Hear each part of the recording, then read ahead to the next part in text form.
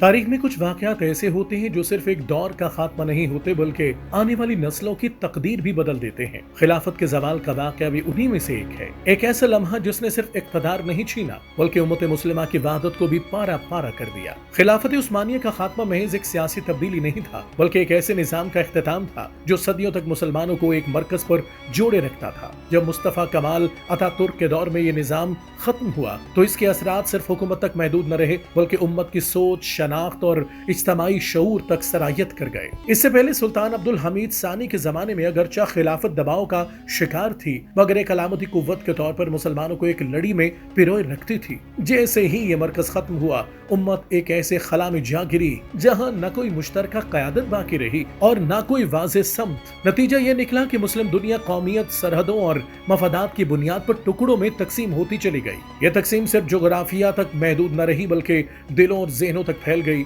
ہر ملک اپنی بقا اور مفاد میں الجھ گیا اور امت کا اجتماعی تصور کمزور پڑتا گیا۔ اسی دوران کچھ رہنماؤں نے اسی بکھری ہوئی شناخت کو جوڑنے کی کوشش بھی کی۔ عدنان مندریز جیسے رہنماؤں نے مذہبی اقتدار کو دوبارہ زندہ کرنے کے اقدامات کیے مگر یہ کوششیں ایک مکمل نظام کی بحالی کے لیے ناکافی ثابت ہوئیں۔ یہی وہ حقیقت ہے جسے علامہ محمد اقبال نے اپنے کلام میں اجاگر کیا جہاں وہ امت کو بیداری، شعور اور عمل کی دعوت دیتے ہیں۔ اٹھ کہ اب بزم جہاں کا اور ہی انداز ہے، مشرق و مغرب میں تیرے دور کا آغاز ہے۔